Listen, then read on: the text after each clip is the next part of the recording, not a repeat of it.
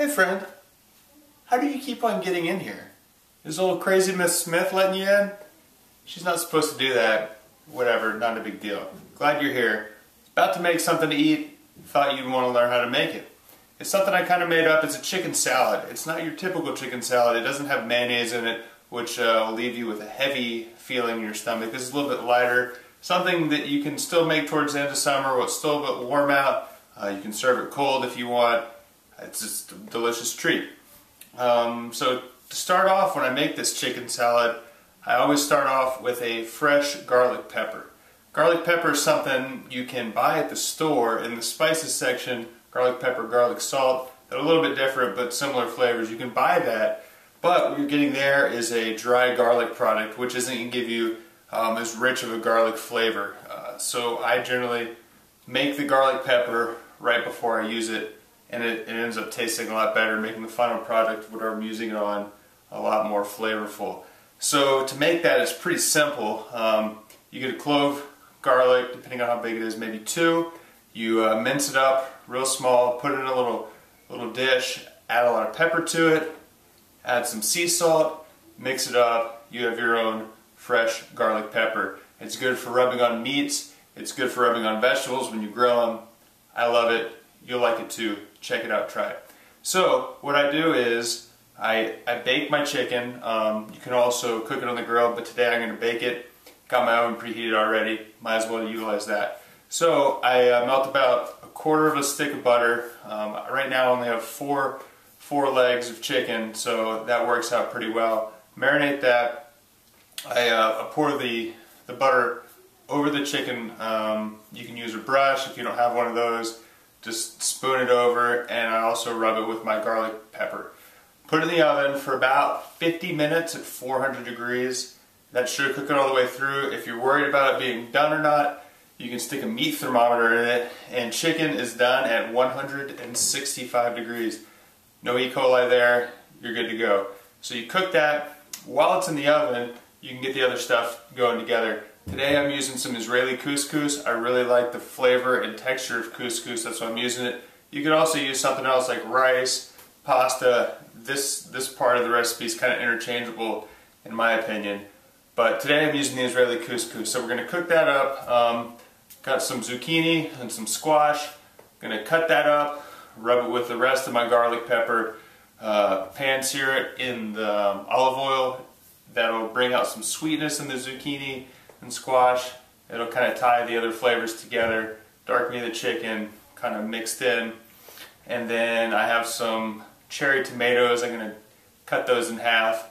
The reason I do that is because when you cut it in half, you let the juice of the tomato come out. So when you mix it all together, you're getting a little bit of an infusion with the tomato. If you just throw the cherry tomatoes in there, you get that in the bite, but it won't be coated and everything. So I like the way that works out. And also I'm going to take a little bit of cilantro, chop that up, mix it all together, and just have a nice underlayment of cilantro in the whole dish.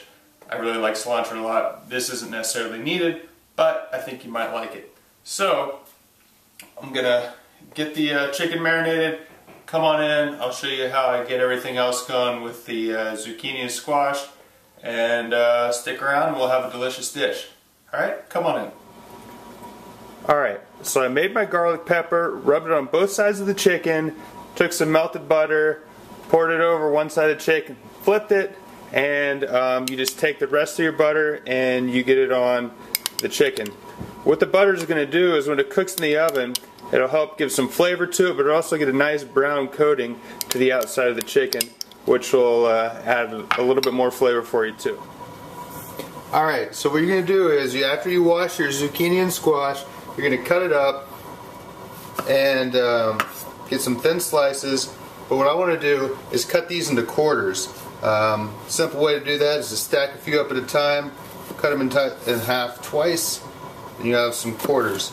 The good thing about this is you end up getting bite-sized pieces, so when you mix it in with your salad, it tastes a little better. So you cut all this up, you're going to throw it in a bowl. Alright, so as you can see, I got all the zucchini and squash cut up in bite-sized pieces. I quartered everything, so that's good to go. I'm going to take the rest of my garlic pepper that I didn't use on the chicken, pour it out in there, and also get some olive oil couple, maybe a tablespoon or whatever. I always kind of just eyeball it. You can add more later if you want. Mix it around and get it coated with everything. If you need to add a little bit more pepper, a little bit more salt, you can do that. But it looks like I get a good coating on here. Alright, so once you have your vegetables cut up, you put the garlic pepper on them, you toss in some olive oil, you get a pan, and you put a little bit of olive oil on the bottom, coat it up, heat the pan up, take your cut up vegetables, put in the pan, and let them pan sear. Something you need to make sure you do is, when you want to get a nice brown, you need to let the vegetables sit and let them cook. That's the best way to get the nice brown layer. If you're continuously stirring it, they're going to cook through and it's not going to have time to set long enough to get that nice brown. Alright, so once you've been patient and you let it set and you let the reaction happen, you come in, flip it over, mix it up. You can see, this is where you get the good browning. See right there? Let's get some of that. Alright, after everything's cooked up, you're going to debone the chicken, toss it in a bowl, take all your other ingredients, put it in a bowl, add your tomatoes, make sure they're cut in half, add the cilantro, toss everything together. You want to make sure you do that so everything can infuse together. Once you have it all mixed, you can plate it. As you can see, it looks delicious. You'll see in a second when you taste it. It's very delicious in your belly. Hope this was helpful. Hopefully you can go home and make it on your own.